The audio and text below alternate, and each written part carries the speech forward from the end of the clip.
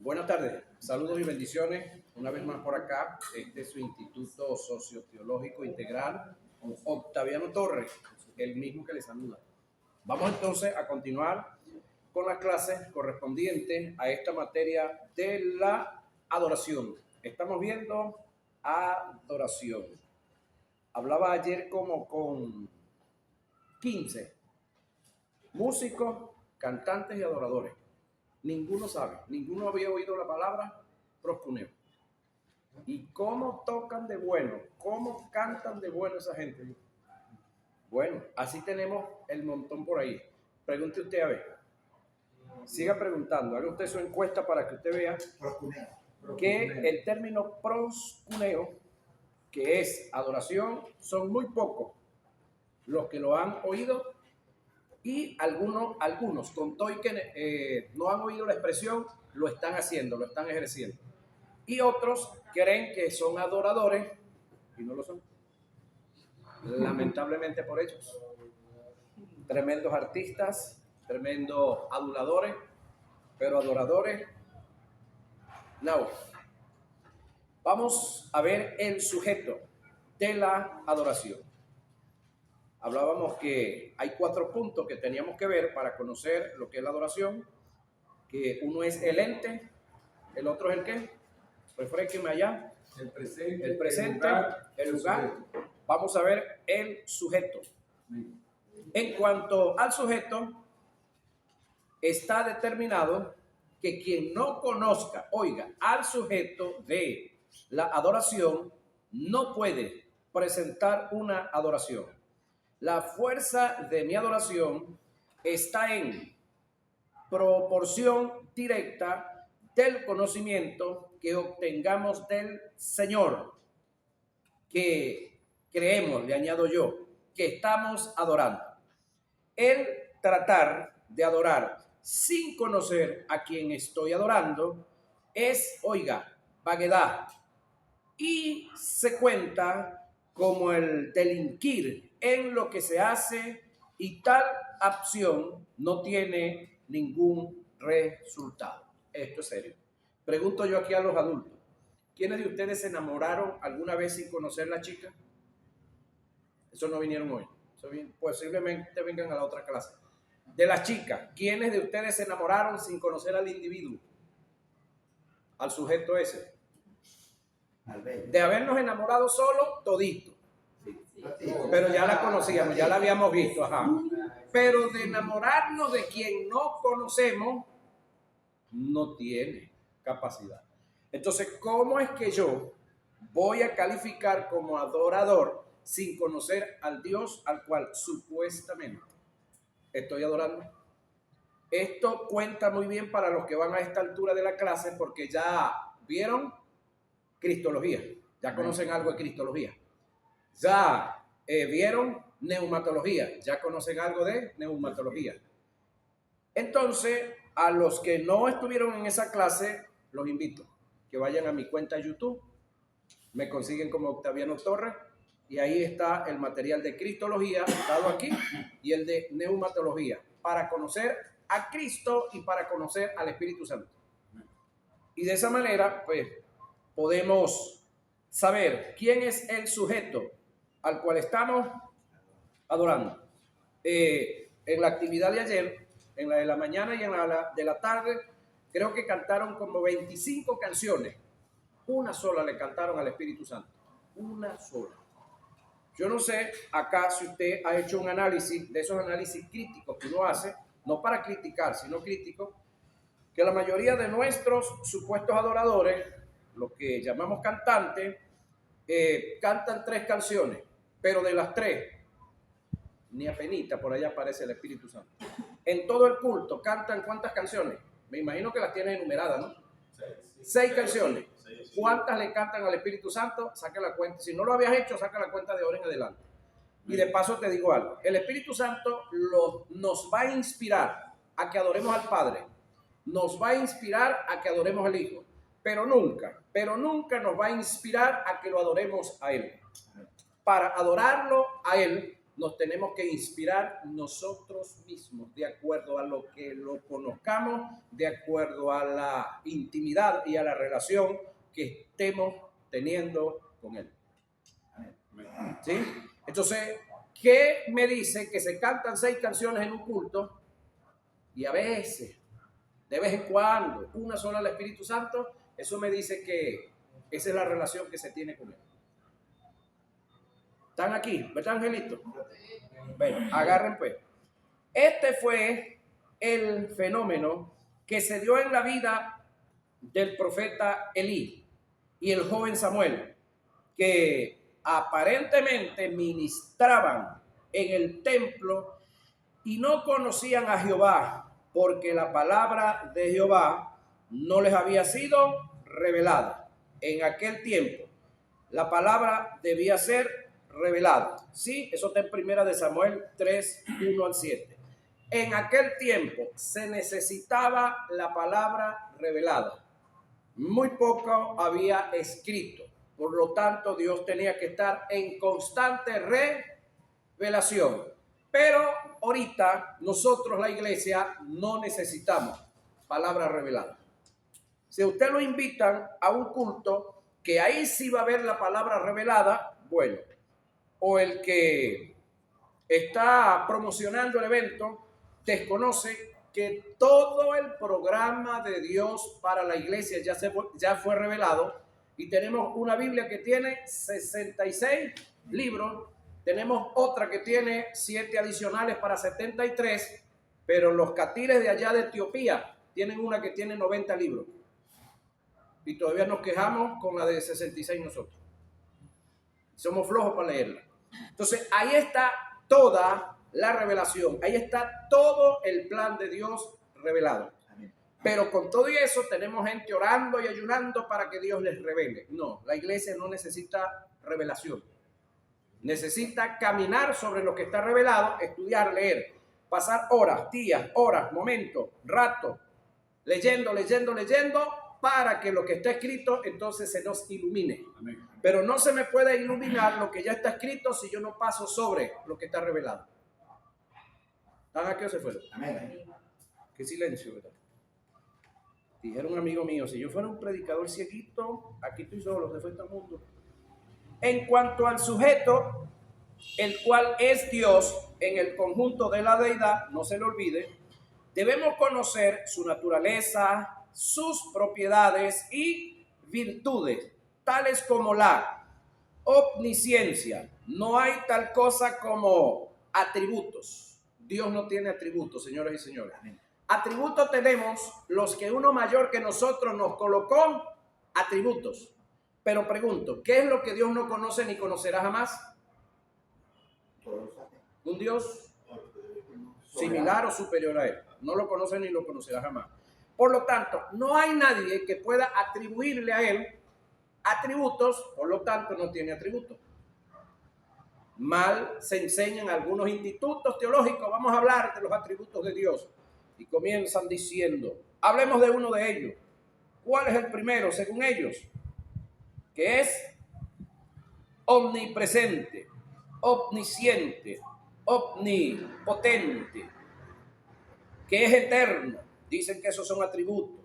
Lo infinito, su justicia, su santidad, su integridad, su equidad, su nombre propio, sus nombres redentivos y calificativos, sus obras, incluyendo su creación, sus proezas y maravilla, su amor, su gracia, su misericordia y su paternidad. Estos no son atributos, son propiedades intrínsecas, es parte de su naturaleza, es parte de sus virtudes, porque reitero, Dios no tiene atributos. Amén. Amén. Tenemos registros de los que expresaron la adoración a Dios por escrito, que su inspiración tuvo en lo que conocían de Dios, y lo dejaron plasmado como ejemplo, y a su vez nos sirve para nuestra guianza de adoración. Los cielos cuentan la gloria de Dios, expresó uno por allá. Y el firmamento anuncia la obra de sus manos. Un día emite palabra a otro día, y una noche a otra noche declara sabiduría. No hay lenguaje, ni palabras, ni es oída su voz. Por toda la tierra salió su voz, y hasta el extremo del mundo sus palabras. Salmo 19, 1 y 4. Acá, pues el salmista está expresando una de sus máximas y más grandes adoraciones. ¿Con qué comienza el salmista expresando y hablando? Con reconocer la obra de sus manos. No que fue una explosión que hizo, y esa explosión la llaman el Big Bang, creo que es, sí, como que acerté, ¿no? Y entonces de ahí, de lo que no era, ahora las cosas existen, pero científicamente está comprobado que de la nada, nada puede venir, nada puede existir. Y el escritor a los hebreos dijo y dice y seguirá diciendo que lo que hoy es, se hizo de lo que no se veía, no de lo que no existía.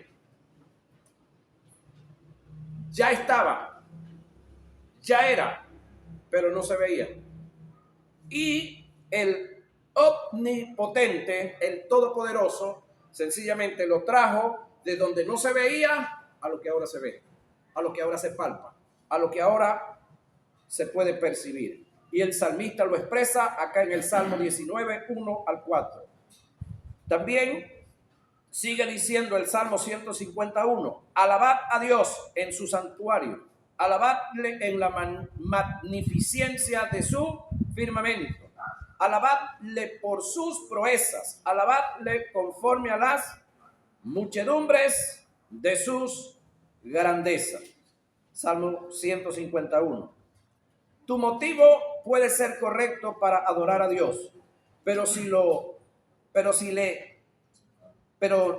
le conoces a Él como el sujeto de la adoración, no podrás desarrollar una adoración genuina y eficaz.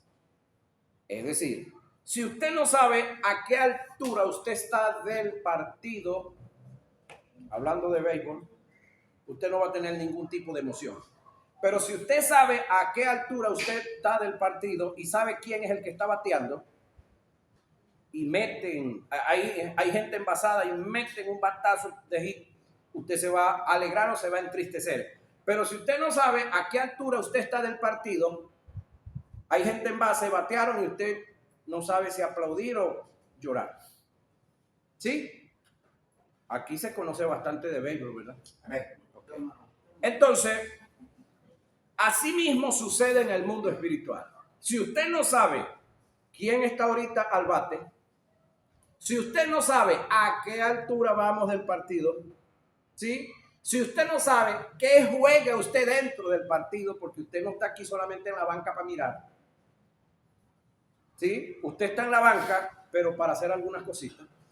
Entonces, por eso muchos viven en una posición, como lo decía uno de los pasajes aquí atrás, viven una vida sin propósito. Y el que vive una vida sin propósito, vive una vida en la delincuencia. ¿Hay evangélicos delincuentes? Sí. ¿Hay adoradores delincuentes? Sí. ¿Hay ministros delincuentes? Sí, porque no hay propósito. Es decir, hagamos las cosas como vayan viniendo y ya. Eso es delincuencia. Vagancia. No hay propósito. Como adorador, Jesús cumplió, oiga, y ocupó en perfección los elementos para que haya una adoración genuina y eficaz. Él fue el sacerdote quien ofreció el ceremonial. A su vez fue el presente, se entregó, presentándose en el verdadero lugar santísimo y se hizo presente. No conocía yo mucho esta parte de lo que es la adoración, Sin embargo, un individuo que pastorea acá en la ciudad, justamente por acá muy cercano, en una ocasión dijo que era necesario que hiciéramos guerra de altares. Era necesario que hiciéramos guerra de altares. No sé si él se refería a lo simbólico o a lo literal. En el tiempo del Antiguo Testamento, todos los hombres y mujeres, para mostrar a Dios que lo adoraban, edificaban, construían altares en diferentes lugares. ¿Será que ahorita en este tiempo tenemos que estar construyendo altares en algún área de nuestra casa, en algún sitio del barrio, en algún sitio de la ciudad? ¿Será que yo necesito elementos naturales para poder mostrar mi adoración a Dios? Pero en aquella parte del partido, sí, había que hacerlo. Pero aquí estamos en otra etapa del partido. ¿Sí? Ok. Entonces, ante el sujeto de la adoración que es Dios. Presentes que utilizamos para expresar la adoración. Vamos a ver los presentes que nosotros estamos usando. ¿Cuánto fundamento bíblico tiene eso? Y cuánto fundamento extrabíblico, que no sea antibíblico, también se puede usar. ¿Sí? Lo que vamos a presentar se puede considerar como los elementos que utilizamos externamente para manifestar lo interno de un adorador, que es la adoración. Debemos aclarar que lo que califica la adoración no es lo externo, no es lo que se ve, es lo que se fecunda y nace del corazón del adorador y que conlleva buenos motivos. Mi estilo de vida, en primer lugar. Todo adorador debe hacer de la adoración, oiga, un estilo de vida. No es el que yo voy el domingo al templo, yo anhelo el día del culto aquí, entre semanas es miércoles. Yo anhelo el día miércoles para poder ir a adorar a Dios. Yo me alegro cuando me invitan a la iglesia porque allá es donde voy a adorar a Dios, pero en la casa no lo hago, en el trabajo no lo hago, en la casa no lo hago. Pero anhelo estar aquí. A David, en el tiempo de su partido, yo me alegré con lo que me decían, a la casa de Jehová iré. Yo le dije a usted que un 75% de lo que está escrito en la Biblia para su espiritualidad ya no le sirve. Lo que decía David, en cuanto a esa área específico, ya a usted no le sirve. Porque David no era templo de Dios y usted sí es templo de Dios. Amén. Entonces usted no tiene que anhelar y alegrarse el venir para acá el miércoles y el domingo porque ese es el día que usted va a adorar. No. El miércoles usted viene a continuar adorando como lo hace en la empresa, como lo hace en su casa, como lo hace en la calle, como lo hace en todos los lugares donde usted está si usted es un adorador. Amén. Amén. Digan algo los demás. No sé, solamente no trajeron la lengua. Digan ayayay, aleluya, dice otro por allá. Cualquiera de las... Ahora, mi estilo de vida, todo adorador debe hacer de la adoración un estilo de vida. Pablo dice en Romanos 12:1 que presentemos nuestros cuerpos en sacrificio vivo, santo, a fin de que agrade a Dios, que es nuestra mayor expresión de adoración. La santidad del ser adorado exige santidad de vida similar por parte del adorador. Cuando no llevamos una vida de santidad delante de Dios y de los que nos rodean, deshonramos a Dios y quebrantamos un principio de la adoración. Y recuérdese que la adoración es un sistema. Si yo rompo parte del sistema, se desequilibra todo el programa de la adoración. En el antiguo pacto, Dios era muy exigente con el sumo sacerdote en cuanto a la vida de santidad, para la ministración en el santuario, hasta el punto que Dios mismo le mandó a hacer unas vestiduras denominadas como sagradas para poder ministrar en el tabernáculo. Éxodo 29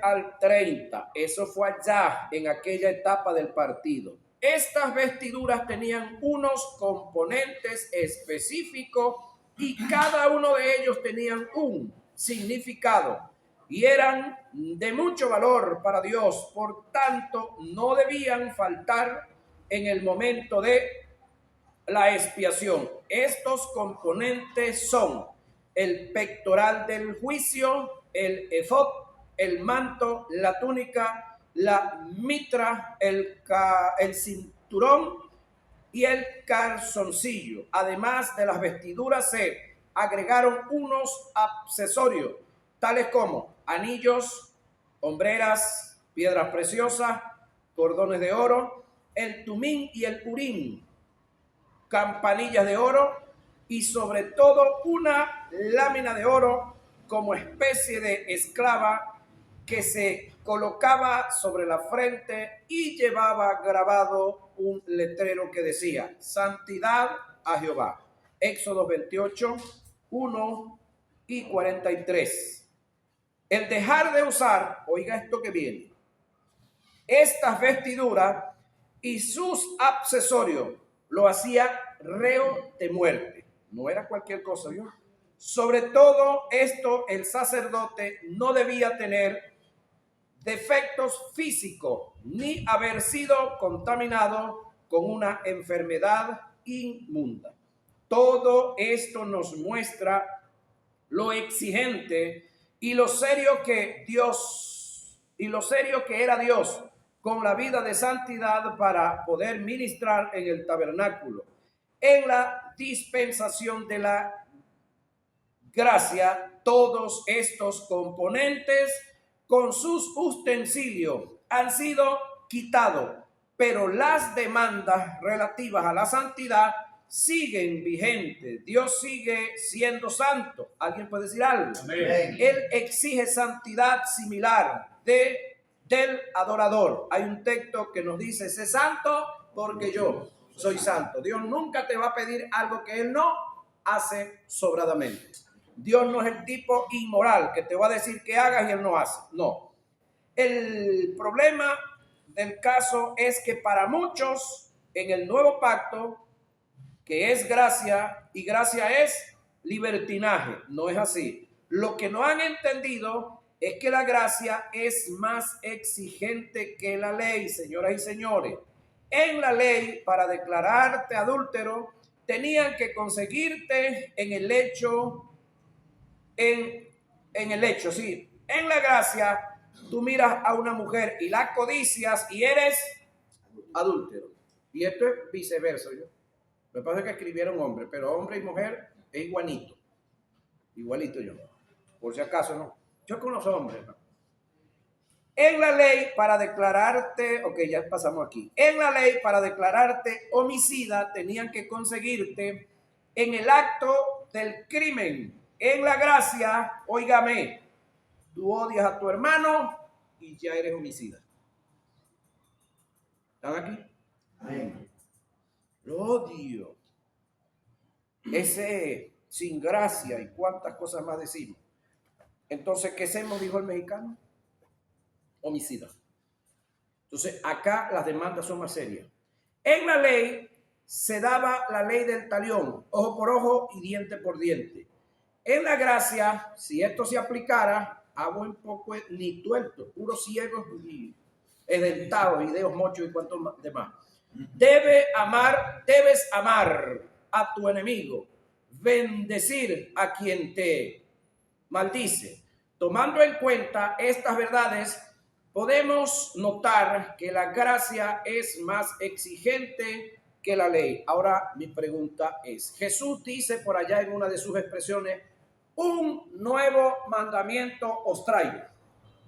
¿Sí?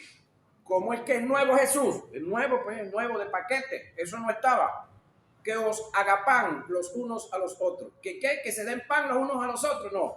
que os agapan, no que os filí, Amén. no que os erotí, porque el amor tiene tres significados, ¿no?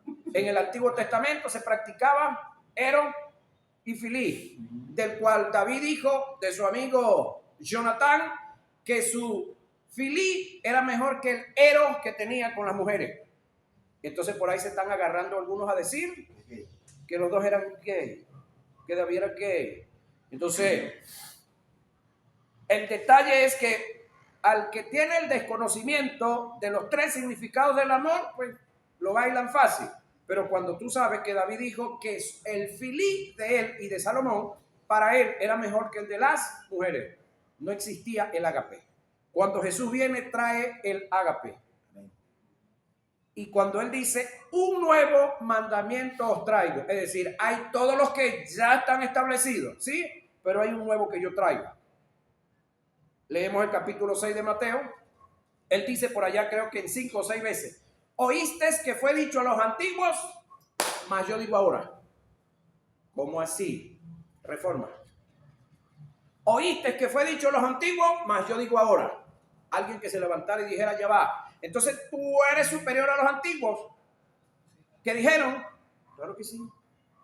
Porque cuando los antiguos dijeron lo que dijeron, lo dijeron motivado, impulsado, impelido por Jehová Dios, el verbo que se hizo carne, y por el Espíritu Santo.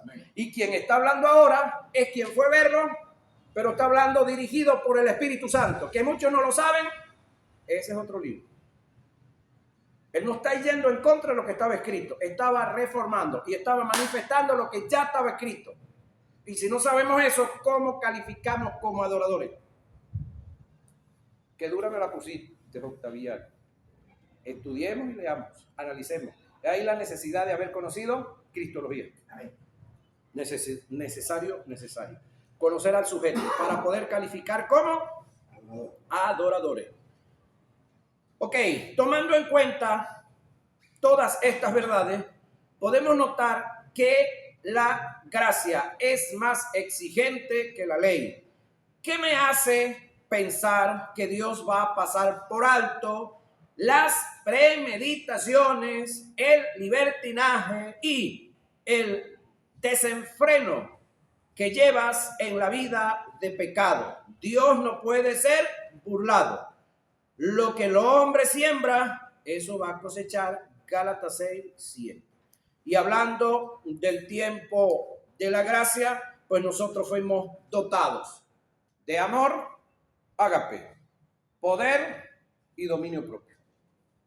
Entonces tenemos las armas suficientes para vivir en santidad. Si no las usamos, ya no es culpa de Dios. Romanos 5:5 dice que en nosotros fue derramado el amor de Dios. Amén. El único que tiene, el único que practica, el ágape. El que Jesús dijo, un nuevo mandamiento os traigo, que os améis los unos a los otros. Para el momento que lo dice era imposible. Pero después que él muere y resucita e imparte la vida eterna sobre los discípulos, y después que el Espíritu Santo y sigue impartiendo vida eterna sobre el resto de los que iban creyendo, ya pasaba a ser posible lo que en el Antiguo Testamento fue imposible. Y Pablo nos afirma por allá para los que dicen, no, pero es que yo soy muy débil, no, es que eso fue muy fuerte. Ya va, todo lo puedo en Cristo que me fortalece o no. Amén. Ajá. Y el que hemos sido dotados, como le dice Pablo a Timoteo, de amor, para perdonar a todos los que nos ofenden y perdonarnos nosotros cuando cometemos las estupideces que cometemos. ¿Están aquí o se fueron? Octaviano Torres es el único que las comete. Ajá. Estamos capacitados. No, es que yo no puedo perdonarlo. Eso es muy, me dijo mucho, me hizo mucho, no puedo. Ya va. Todo lo puedo en Cristo que me quede. Me fortalece. Todo es todo. Amén. Amén, oye, ya. Amén. Si yo hubiese sabido que esa clase era así, no voy. No. Ya está aquí. Ajá. Ahora, hemos sido dotados, hemos sido capacitados. ¿Qué es lo que tenemos que hacer? Actuar. Criollitamente decimos, si ya usted se montó en el burro, arreglo, compañero. Arreglo, que no hay más nada que hacer. Ahora, una acción de pecado con premeditación y alevosía y engaño te lleva al acto de prevaricación, lo cual es contado ante Dios como profanación, catalogándote como un profano. De paso te digo otra. El mundo, los incrédulos no están en capacidad de cometer pecados. ¿Sabías eso? El mundo, los no nacidos de nuevo, no están en capacidad de cometer pecados. Tú y yo sí lo estamos. ¿Cómo así? Existe el pecado y los pecados. Una vez que fuimos sacados del pecado, de la incredulidad, estamos en Cristo Jesús, estamos en luz, estamos en estado de justicia. Si nos descuidamos, podemos cometer pecados sociales y morales. Espiritual ya no, que es uno solo, la incredulidad. El mundo no puede cometer pecado porque él está en pecado. Entonces el mundo roba, ¿se le cuenta al mundo como pecado? No. Según la ley es delito. Y así sucesivamente. Pero hay muchas cosas que el mundo hace que son muy normales, que son muy comunes para el mundo. Pero para la Biblia no. Sin embargo, todo lo que ellos hagan no los lleva al infierno. A ellos los lleva al infierno un solo pecado. El mismo que lo llevaba a usted y a mí. La incredulidad. El pecado. Eso hay que conocerlo también. Ahora, los pecados no nos llevan al infierno. Ah, qué chévere, qué calidad, pastor. Pero te hacen inútil para ser un adorador. ¿Tú quieres ser un inútil? Pregunto, ¿quieres ser un inútil? No. ¿O lo eres? Ninguna de las dos, diga, ninguna de las dos. Ahora, soy de los que creen que por causa de tomar y participar de la cena del Señor en pecado, en forma descarada, muchos enferman y otros mueren. Yo también soy de los que creen eso, pero yo voy más allá. El problema no es que tomes la cena en pecados, sino que vivas una vida en pecados. Porque de la única forma que tú tomes la cena en pecados es que vivas una vida. Entonces la tomas indignamente, porque vives indignamente. No el problema, no es el vino o el pedacito de pan el día que se hace, una vez al mes, 2 veces al mes. El problema no es aquí. Entonces la gente le agarra terror y pánico es a los elementos. Y no tiene nada que ver. Tiene que ver es tu conducta, tiene que ver es mi vida, que pequé, no reconozco mi pecado y no acudo a quien me lo puede quitar. Y a quien dijo que si pecábamos, abogado tenemos para con el Padre. ¿Quién es ese? Jesús el Cristo, el que próximamente va a ser nuestro juez. Pero tenemos que echarle el cuento completo. Ahorita, mientras estemos aquí en vida. Después, cuando partamos de acá, nos las tiene todas anotadas allá. Qué cosa seria, ¿no? Pero, y de paso, todos vamos a ser juzgados por Él. Pero eso no es lo que Él nos va a tirar en cara. ¿Sabe por qué no le va a recordar los pecados que usted cometió? Porque se los perdonó y los olvidó. Amén. Él no es como usted y yo. Qué bueno, ¿verdad? Ahora, sigue acá. En una ocasión, un pastor de la ciudad a la que vivo adquirió unos equipos de sonido e instrumentos musicales para la adoración.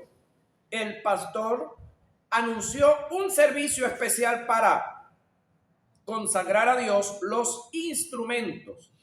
En el momento que pasó al estrado para dar inicio al servicio, escuchó la voz de Dios por el Espíritu cuando le dijo: ¿por qué me consagras cosas muertas e inanimadas? Tremendo, ¿no?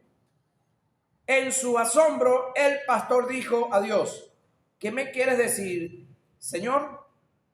Dios le contestó por el Espíritu: los verdaderos instrumentos de adoración para mí son ustedes, son los que se tienen que consagrar. Amén. Esto seguido, o a esto seguido, Dios le comenzó a revelar pecados internos y ocultos que habían entre los adoradores que estaban en el altar. Muy hermosamente vestidos, muy olorosos a colonia, pero hediondos a pecado. Dios le dice, mira a la izquierda. Sí, el baterista. Ajá, Señor, mira a tu derecha. Sí, la guitarrista. Están viviendo en fornicación. Y así le fue echando el cuento de cada uno de ellos. Y entonces tú vienes a consagrarme a mí los nuevos instrumentos, pero los propios instrumentos que deben estar consagrados, amén, no lo están. ¿Estarían adorando a esa gente? Amén. Serían adoradores, pero tocaban, entonces cantaban muy bonito, no se pelaban en la nota, encajaban muy bien, muy hermoso.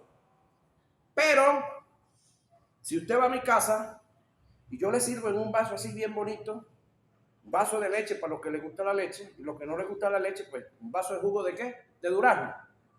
Pero cuando usted mete el ojo aquí adentro, hay una chiripa allí nadando, ¿usted se la tomaría? Y entonces, ¿por qué Dios sí se tiene que calar nuestras adoraciones con chiripas adentro?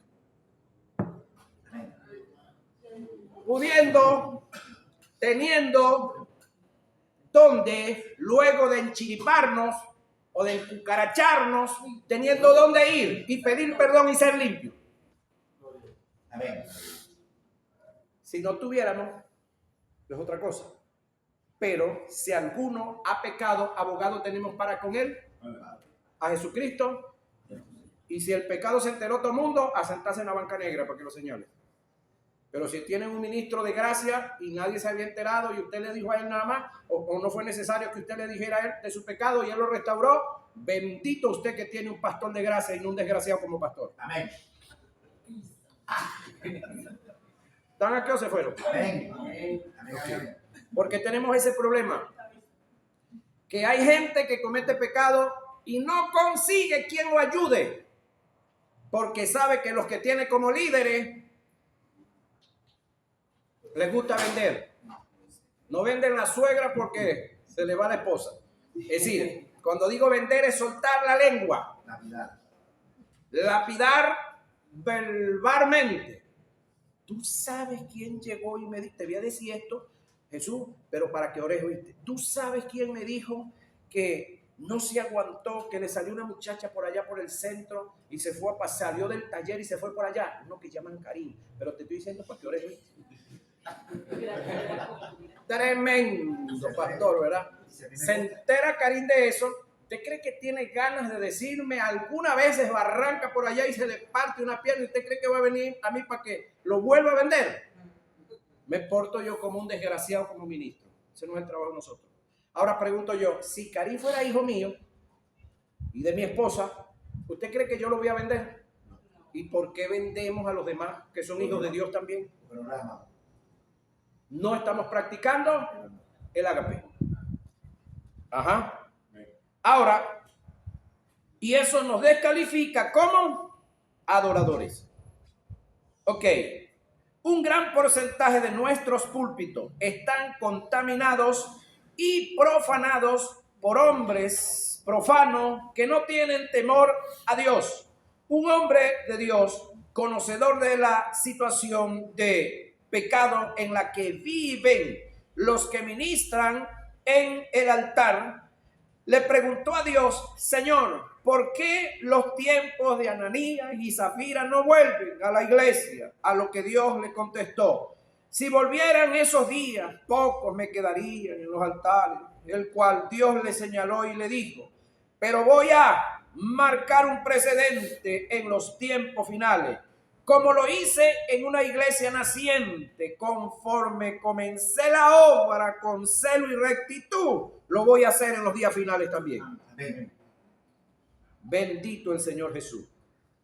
La más grande expresión de adoración ante Dios es mi vida de santidad. Pablo dijo en la carta a los Efesios que fuimos hechos para la alabanza de su gloria. El sentido que se le ha dado a este pasaje es que nosotros como hijos de Dios fuimos hechos para que le adoremos perdón, el sentido que se le ha dado a este pasaje es que nosotros como hijos de Dios fuimos hechos para que le adoremos, oiga, a Él, lo cual es totalmente falso. El lenguaje del que escribe por inspiración lo que quiso decir fue que como creación de Dios fuimos hechos para cuando el mundo que nos rodea, los inconversos, vean el resultado de su creación en nosotros y lo glorifiquen a Él. Amén. Es decir, es para que ellos digan, ser evangélica o ser evangélico como lo es Abiezer, así provoca hacerlo. Pero como fulano de tal, no, para ser evangélico como él me quedo mundano como soy. Es más, yo soy más evangélico que él, más santo que él. Que no digan eso de nosotros. Amén. Que lo digan de otros, de los que viven de la quebrada para allá. O los que tienen iglesia en la quebrada para allá, ¿no? Porque la mayoría viven de la quebrada para allá. Que lo digan de otros, pero no de nosotros. Amén. Amén. Amén. ¿Sí? Entonces, la gente adorará a Dios por causa de nosotros. Eso es lo que el texto quiere decir. Según el pensamiento del apóstol Pablo, nosotros se da una semejanza, escuche, en un denominador común que se dio en Luzbel, en Satanás antes de caer en Luzbel, que este ser, siendo Luzbel, a causa de su hermosura, Luzbel, a causa de su hermosura, las huestes celestiales adoraban al Creador. Oiga, Luzbel, ante su hermosura y perfección y de su acabado, él como creación fue motivo de adoración al Creador cuando las huestes angelicales veían a Luzbel a causa de su hermosura, acabado y esplendor, adoraban a Dios por su creación. Era tanta la magnificencia de su creación que cuando fue creado se prepararon los instrumentos para celebrar su creación. Indica que en igual forma esta apariencia presenta a este ángel en su creación como diadema de adoración y alabanza a su creador. Ezequiel 28:13. Lo mismo debe pasar y darse en nosotros, que el mundo que nos rodea, al ver en nosotros el resultado de su creación, por el nuevo nacimiento, puede glorificar a Dios por causa de nosotros, que seamos, oiga, motivos, diadema e inspiración de adoración a favor de Dios, que seamos vasos de honra y no de deshonra. Romanos 9:21. Hay un texto, creo que en las epístolas de Pablo a Timoteo, donde dice que en una casa grande hay muchos utensilios, muchos perolitos, muchos corotos, ¿sí? Pero que en ellos trasladémonos a aquel tiempo en el cual no existían el sistema de aguas residuales, no había poseta. Dice que en la casa de esta gente de plata, billetúo, habían de todo tipo. Había un tipo de vajilla para una fecha, otro para otro, otro para otra. Habían utensilios para momentos de honra, pero habían otros que era para aparar la deshonra. ¿Sí? Los que hemos vivido en los campos sabemos que vasenilla, ¿qué otro le dicen? ¿Cómo? Letrina. No había ni letrina. Para botar el ñagaliche. Ajá, donde usted defecaba, orinaba para después ir a botar. Entonces, aunque eran instrumentos hechos con el mismo amor que se hicieron nosotros, unos de estos instrumentos estaban en la mesa para servir y para ayudarse, para comer, pero los otros era para defecar lo comido. Pero luego dice que el que de nosotros se limpie será usado como vaso de honra. Amén. En aquellos era imposible que se limpiaran, pero nosotros sí nos tenemos que limpiar. Amén. ¿De qué nos vamos a limpiar? De todo pecado y de peso que nos asedia. ¿Y tenemos con qué? Jesús, nuestro gran sumo sacerdote y nuestro abogado por excelencia. Ahorita. Pero no se lo olviden, pronto va a ser nuestro juez. ¿Sí?